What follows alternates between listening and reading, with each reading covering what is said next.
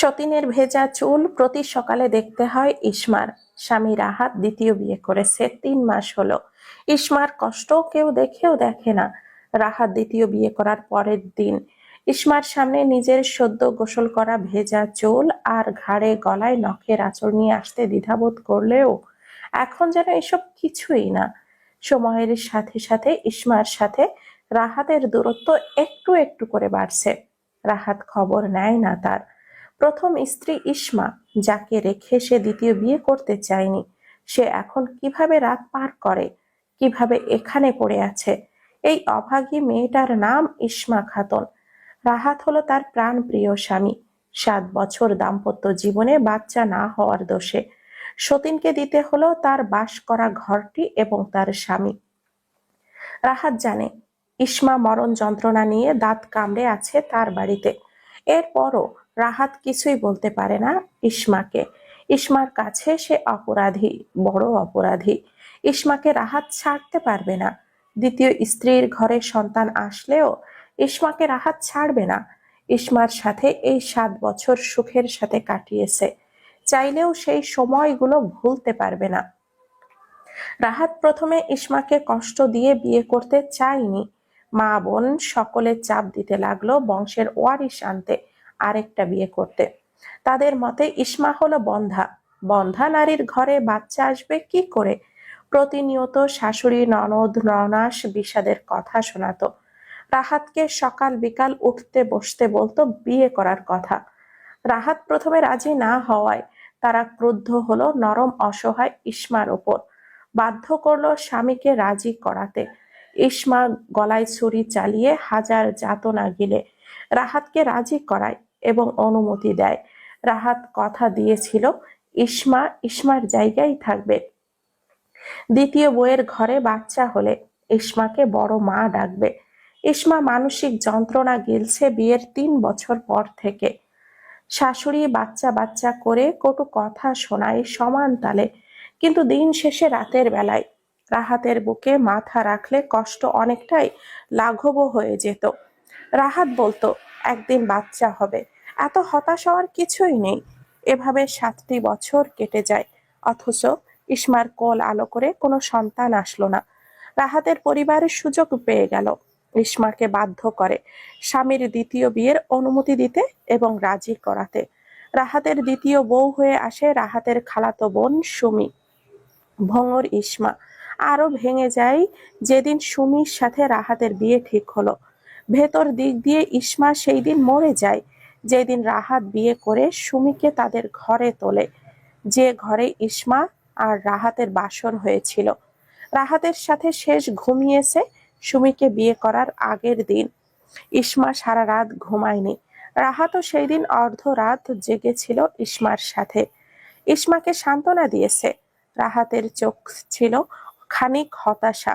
বিয়েটা তো সে করতে চায়নি। ইসমার ধ্যান ভাঙে শাশুড়ির কটাক্ষ শুনে। কাজ না করে এভাবে মূর্তির মতো দাঁড়িয়ে থাকায় বলে দিল কতগুলো বিষ মাখা কথা।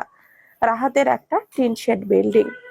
ইসমা থাকে একটি আলাদা রুমে, রোদের নরম রশ্মিতে।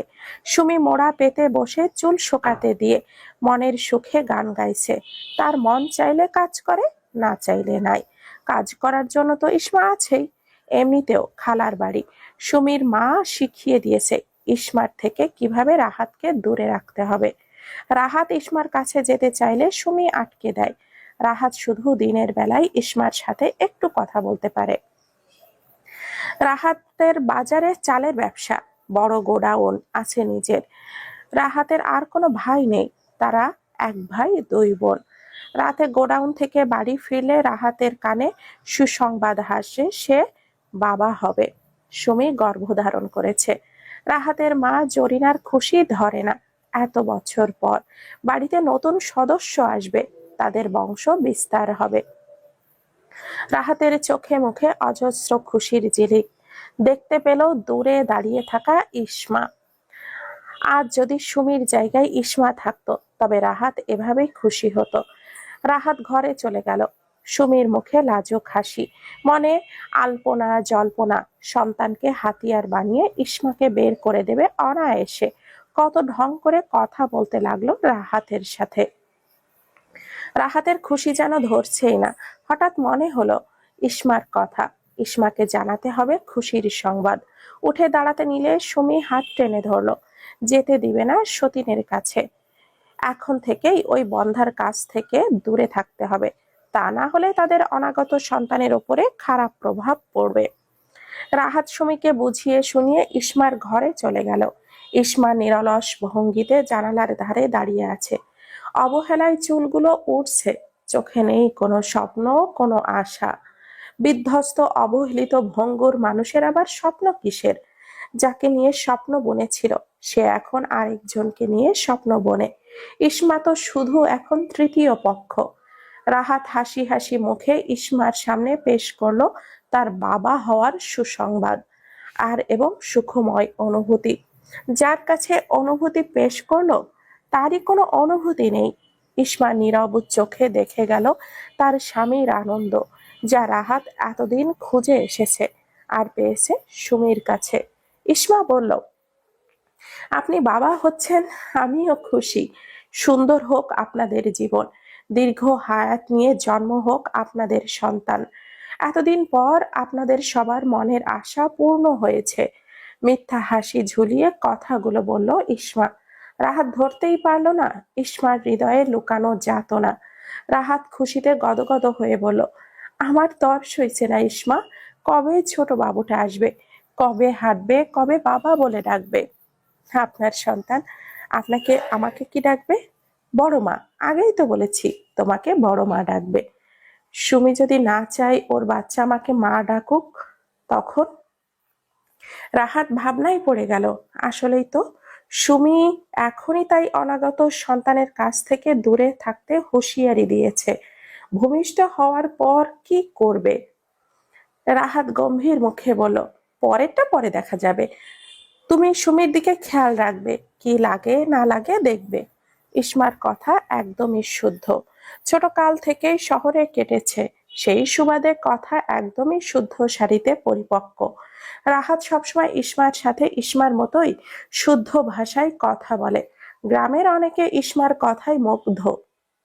মেয়েটার চলাফেরা যেমন, কথাও তেমন। কণ্ঠ খাদে নামিয়ে স্পষ্ট ভাষায় বলল, শুনতে ইচ্ছে করে। রাহাত বলে, চলে গেল। রাহাতের মনে এখনো ক্ষীণ পরিমাণ ইসমার নাম রয়ে আছে। তবে সামনে কি তা থাকবে, নাকি আবসা এক চিহ্ন পর্যন্ত সুমি খুঁচিয়ে খুঁচিয়ে উঠিয়ে ফেলবে?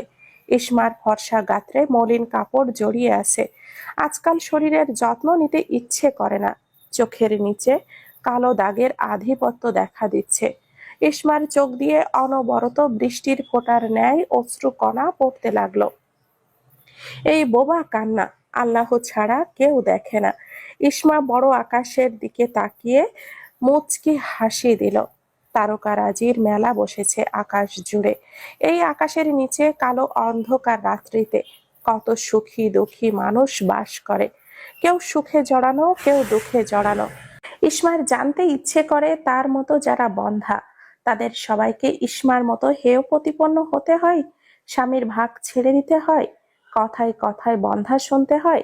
নাকি কেউ কেউ বাচ্চা দানে অক্ষম হলেও সাপোর্ট পেয়ে যায় স্বামী এবং শ্বশুর বাড়ি থেকে? ইসমা জানে না তার মতো নারীরা কেমন করে জীবন কাটায়। তবে সাক্ষাৎ করতে মন চায় তার, তার কাতারে সামিল হওয়া ভুক্তভোগীদের। ইসমার বাবা আছে, তবে থেকেও নেই।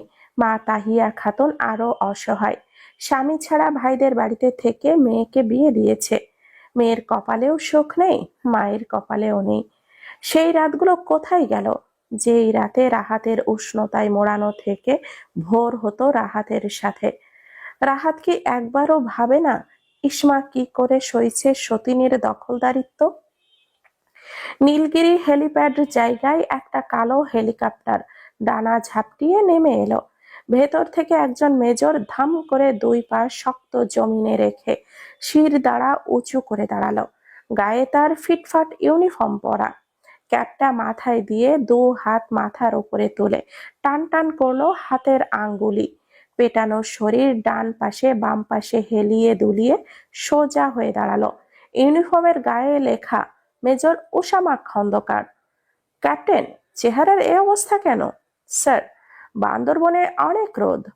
তোমার মনের আকাশে রোদ আছে তো ক্যাপ্টেন, নাকি শুধুই ভিজে যাচ্ছ? না মেজর, রোদ বৃষ্টি মিলিয়েই আছি। বাড়ির কি অবস্থা স্যার? বাড়ির আর কি অবস্থা, মনে হয় মুরগির ফার্ম। সারাদিন করকরানি শুনতে যাই। উসামা খন্দকারের ফোনে তার মা মালিহা খানম কল করেছে। বলো মা, তুই কোথায় বাবা? বান্দরবনে এসেছি, 3 দিন আছি এখানে। অবনী তার গুন্ডা ভাইকে নিয়ে এসেছে, ওরা কাবিনের টাকা চাইছে। বাড়ি ছিলাম তখন আসেনি, এখন আমি নেই, ফাঁকা গুহায় সিংহের কাছ থেকে কানাকড়ি চাইছে ভিক্ষুকের দল। ওদেরকে ভিক্ষার থালা ধরিয়ে দাও। অবনীর কাছে ফোনটা দাও। এই, তোর কাবিনের টাকা লাগবে? ওপাশ থেকে অবনী নিশ্চুপ। তোকে আমি স্পর্শ করতে চেয়েছিলাম, তুই নিজেই ধরা দিলি আমার কাছে। তোকে ধরে ছুঁয়ে নিজের ওপরেই এখন ঘৃণা হচ্ছে। জমজমের পানি দিয়ে আজকেই গোসল করব। পেপারসে সাইন করে বিদায়ী হয়ে আমার বাড়ি থেকে যা। তুই চিনিস না আমাকে? তোর কপাল ভালো আমি সামনে নেই। তোর মতো মেয়ে উসামা খন্দকারের কাছ থেকে টাকা নেবে? আমি এখন নীলগিরির হেলিপ্যাডে আছি। উঁচু পাহাড়ের উপর থেকে নিচের খাদে তোর জিপ কেটে ফেলে দিব। পাহাড়ি ব্যাঙ আর কেঁচো মজা করে খাবে। তোর টাকলা প্রেমিকের টাকার অভাব, তাই আমার কাছে টাকা চাইতে এসেছিস? বিন্দু পরিমাণও লজ্জা নেই তোর? আমার এত সময় নেই এক্সের সাথে কথা বলার। ভবিষ্যতে আমার সামনে পড়বি না বলে দিলাম। এই ফকিন্নি, তোর নাম অবনী না রেখে ফকিন্নি কেন রাখলো না তোর বাবা? আজকেই নিজের নামের আকিকা দিবি, অবনী পাল্টে তোর নাম ফকিন্নি রাখবি। আকিকার টাকা না থাকলে তুই আর তোর গোপাল ভাঁড় প্রেমিক মিলে শুক্রবার মসজিদের সামনে গিয়ে থালা নিয়ে ভিক্ষা করে বসবি। সাথে তোর বড় ভাইকেও নিবি। সুস্থ মানুষের ভিক্ষার ব্যবসা রমরমা হয় না, তাই তোকে সাহায্য করে দিব। যা, আমার সামনে একটা হেলিকপ্টার আছে, এই হেলিকপ্টারের ডানায় তোদের 3জনকে বেঁধে মাঝ আকাশ থেকে পাতালে ফেলে দিব। মরে গেলে তো জান চলে যাবে, আর যদি বেঁচে যাস তবে হাত পা গলায় ঝুলিয়ে ভিক্ষার প্রশিক্ষণে নেমে যাবি। পয়সা চাইতেও হবে না, মানুষজন এমনিই তোদেরকে খুচরা পয়সা ছিটিয়ে ছিটিয়ে দান করে যাবে। আমার মা মালিহা খানমের মায়া আছে বহুত, বলে দিব তার ছেলের এক্সকে প্রতি মাসে জাকাত ফিতরার টাকাটা দিয়ে দিতে। আর শোন ফকিন্নির জাত, 3টা হুইল চেয়ার কিনে নিবি, হুইল চেয়ার টানার জন্য মানুষও ভাড়া করে নিবি। দেখ ফকিন্নি, আমার কত কত মায়া, তোদেরকে কত কিছু শিখিয়ে দিলাম। ফকিন্নি আমি হয়তো ফকির হয়ে যাব তোকে 2বার ছুঁয়ে ওয়াসওয়াসার কারণে। এই নিয়ে 5বার জমজম পানি ছিটিয়েছি আমার শরীরে। এত টাকা কি তোর বাপে দিয়ে দিবে? মেজর উসামা কল কেটে একদলা থুতু নিক্ষেপ করলো মাটিতে। পশমের গোড়ায় গোড়ায় রাগ অবস্থান করছে। কি হয়েছে স্যার? তেমন কিছু না। আরো কিছু সেনা সদস্য এগিয়ে আসলো উসামা খন্দকারের কাছে। প্রত্যেকের সাথে দন্ত বিনিময় করে এগিয়ে যেতে লাগলো পাহাড়ের চূড়ায় সেনা ঘাঁটিতে। Captain, yes sir. প্রত্যেকের নামের লিস্ট চাই। ওকে স্যার, পেয়ে যাবেন। গুড। উসামা খন্দকার একটা একটা কদম রাখে আর নিজের মনে বিড়বিড় করে বলে, জীবনে কোনো মেয়ে নিয়ে বাজে চিন্তা করলাম না, প্রেম ভালোবাসা করলাম না, সেই আমার কপালে এমন লুচু খাটাস মেয়ে জুটলো কি করে? মেয়ে লোকের কত সমাহার, কেউ সংসার গড়তে চায়, কেউ ভাঙতে চায়। এই নোংরা অবনীর জন্য একটু মায়া লাগছে না কেন? রাবিশ একটা। এই ইসমাত এত বেলা হয়ে গেল, উঠতেছে না কেন? জরিনা খিটমিট করে ডাকছে ইসমাকে। সুমি পোয়াতি, ওর নাস্তা দেরি হইয়া গেল, মাইয়াডা না খাইয়া আছে, আর তুমি অহনো ঘুমাইতেছ কেন? চোখে মুখে ক্লান্তি আর অসহায় চোখে ইসমা বলল, আম্মা, আমার অনেক জ্বর। জরিনার মায়া হলো না, কর্কশ গলায় বলল, অজুহাত না দেখাইয়া কামে হাত লাগাও জলদি।